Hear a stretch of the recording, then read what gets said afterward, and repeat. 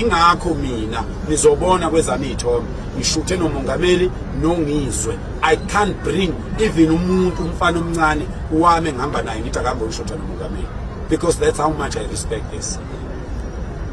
I can't bring anyone. I can't invite even my own child.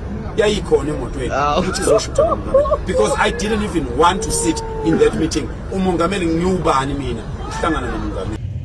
I got mina bafethu, mina personally ngiyayihlikiza indlela uphakela umthakathi asabotage ngayo uMangobese. Umbetrayile kahle kahle. Singayibe sithi umbetrayile.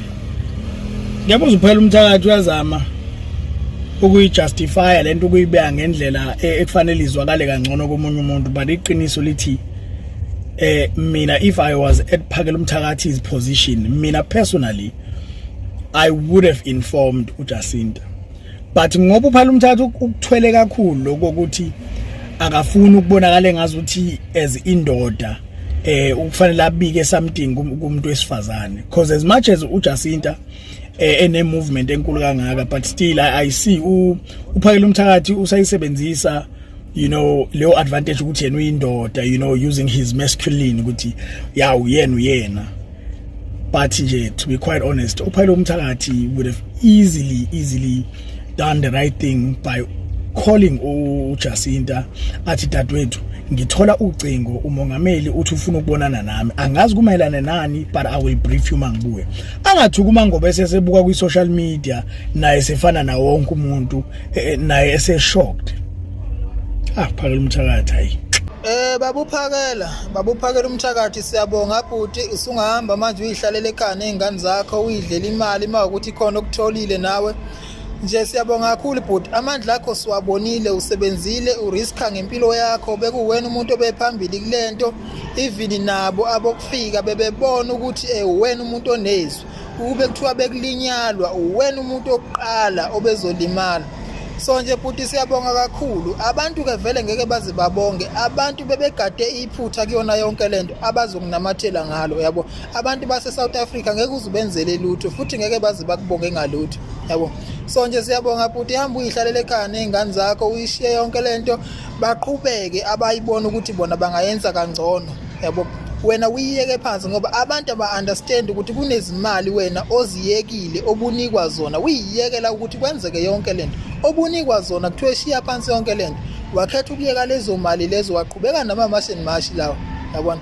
Abantu kodwa ngeke baze bakubone konke lokho, abantu bebehleli belinde iphutha entweni obuyenza, yabona. So nje bhuti, shiya phansi yonke lento, hamba uyihlalele ekhaya kaNongoma uzondlela izingane zakho. Ukhohlwe indaba eSouth Africa. South Africa ngeke uzuyilungise ngalutho. Ibole nje ibolile, baningi abantu abahambisile uwedwa, futhi akekho umuntu owake wahambisa abantu abaningi kangaka, noma ngathiwa wenza into eyayenziwa womunye, akekho wake wahambisa abantu abaningi kangaka. Kuyaqala emlandweni futhi kuyagcina. Thina umuntu esizozwa ngaye uJacinta uMazuma wakaNgobese, okuyena owaqala yonke lento eMashini Masha, abanye abafokofe. Sizozwa ngoJacinta thina. Uyabona nje mfowethu, ngikwenzela isibonelo. Akekho umuntu ongazi ukuthi uphakela umthakathi ubengahambisani nezenzo ka president. Sila sikhona nje kugcwele ama illegal foreigners nje la. Bekwazi ukuthi imisebenzi yabo president lapha. Njengamanje sinezinto ekuthiwa omadlanga commissions o ad hoc committee. Ngenxa yobudedengu baka president ophakela umthathi bebe verbal emaphutheni ka president.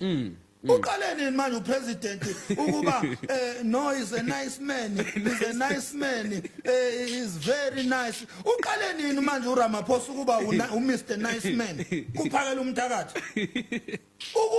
Upresident uMr nice man ubafunani pho Mashini Masha if uRamaphosa uMr nice man bafunani o-ad hoc committee, bafunani omadlanga commission? If uphakela umthakathi wakhe uRamaphosa ngokungaqoshi uSenzo Mchunu, uyabo ubani umthatha akaze abe umuntu nje ongaba kuyiposition yokupraise uRamaphosa azambize ngo Mr Nice Man yonke leyo nto leyo siyayibheka singomakhanya uthi hayibo kwenzakalani manje la uRamaphosa sa Mr Nice Man nje after meeting ka 10 minutes ayibizile yodwa ngemeeting eyodwa nje use Mr Nice Man. He's a nice man. uthi mani mzonda nina ningangifaki hawu uqale nini wena manje ukumthanda ungasamsesimzonda sodwa manje usufakwa yithini ekuzondeni uRamaphosa uqale nini ukumthanda uRamaphosa wena. Kungani uphakela umthakathi uma ngabe esebizwa umongameli bese hamba yedwa ebebizelwe into abayenza bonke nosisi uJacinta? Uyabona lo mbuzo lo usabalele kakhulu la enkundleni zokuxhumana. Uma ngabe umuntu wesilisa mhlawumbe ubuzayo, ngiyaye ngibone sengathi umuntu nje umnqolo. Umnqolo kuyathanda ukukhuluma into ongakaze uyazi kahle hle ukuthi ime kanjani. Lento abakaze beyifihle ukuthi ke kahle umhla ka30 noma idate yokuthi ngeyi30 ziyobe ikhala kahle izwi likaphakela umthakathi lelo akusilo ele march and march elasho uphakela umthakathi ngonyaka odlule ngoDisemba okusuthi ubhuti uphakela umthakathi uma kwenzeka kuba nezinkinga nje eyithindana nomhla ka30 makuba negazi elichithekayo uyena umuntu okufuneka aphendule hayi march and march.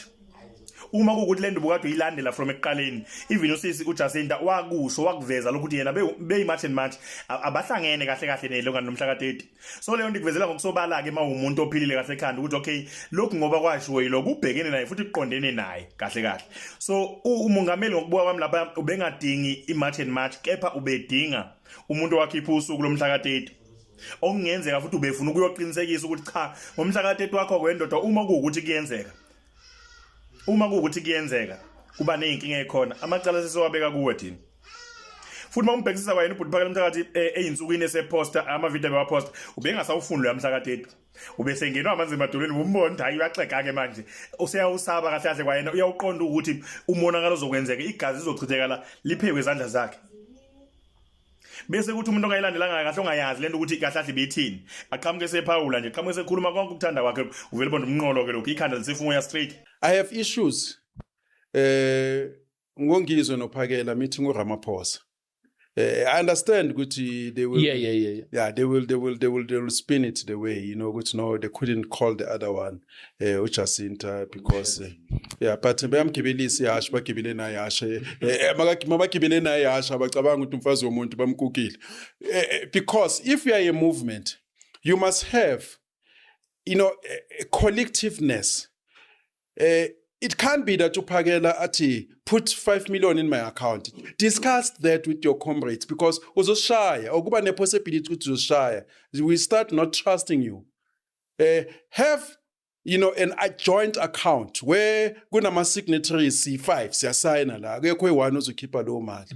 Ukuthi okay bafethu sifuna 5 million and discuss certain things like the date. Abanye bashokile because if one announces it without telling a membership abanye sekumele bayidefend that thing like aboJacinta bebanokuvela bathi she announce uphakela a1 but it's not supposed to be like that. It's supposed to be good. No, this is our date, communicate it with your team. Mina into engifundile kuyona yonke lento ukuthi abantu bayakwazi ukuzondisa umuntu o right ngokwenhloso zabo ugcina umzonda isidingo singekho zolo lokhu bokusho bona ukuthi uyabheda akekho right ingane ivumela bezizwe begcwele eNingizimu Afrika.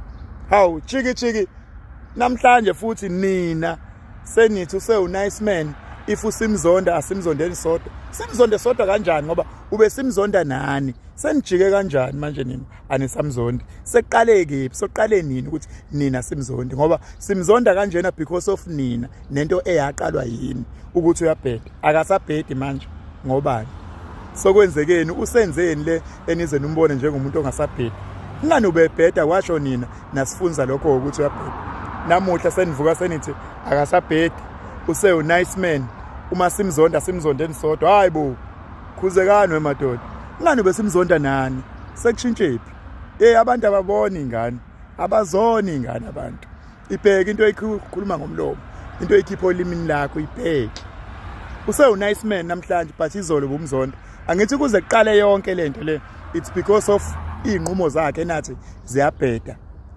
niyakuzonda kakwenzayo namuhla seniyakuthanda kakwenzayo use-nice man manje so kumele simzonde sodwa bafowethu niyakwazi ukufaka abantu enkingeni heyi ayi kusho ukuthi umfowanda abantu ulaze late ichunu awulaze late mhlawumbe naseredweni ubengalilandeli akazi ukuthi ichunu lami emsebenzini lahamba lawo thwasa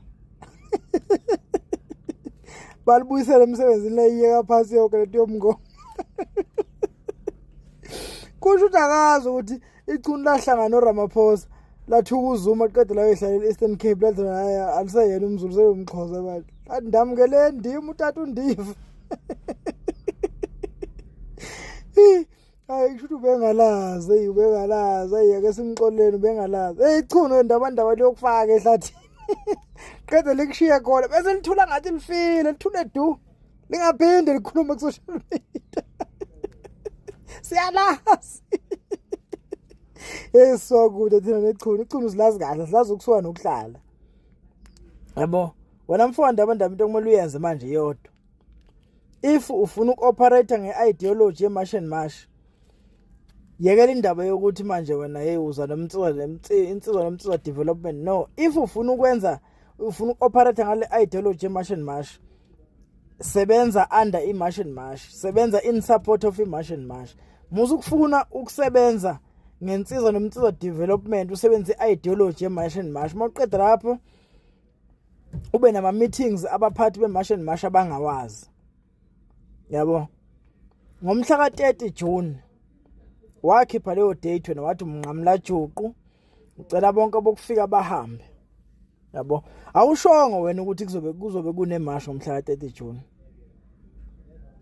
yabo iyaplan imarsh ngendlela iyaplanwa ngakhona but wena awushongo ukuthi kuzoba nemarsh yani I doubt ukuthi ideology yakho ukuthi kube nemarsh mhla ka-30 June you've contributed a lot njengamanje kulento ye-mash and mash but musu ukufuna ukuyigweva kube ngathi yakho wena kwakho ukuthandazela amaphara mfowethu wena kuhleke wena nje manje ihlanganisela insizwa wenza ama bootcamps nidlalela induku umgangelo uhlanganisa amaphara lapha niwathandazele yiyo ke insizwa nomtsizwa development leyo xoxa abantu bokufika i-mash and mash leyo if uxosha abantu bokufika usuku i-mash and mash lento yomtsizwa nomtsizwa development sizoyibona kahle mangabe wena usuqoqa insizwa zodlala umgangelo nansi ke insizwa nomtsizwa development so ungasiconfuse mfethu yabo ungaze wenze singazathi manje sesiyaxwaya yabo njengamanje usudivide nation wena because ususitshela ukuthi manje hey wena usiphathi ye-mash and mash you were in support of i-mash and mash not ukuthi uyiphathi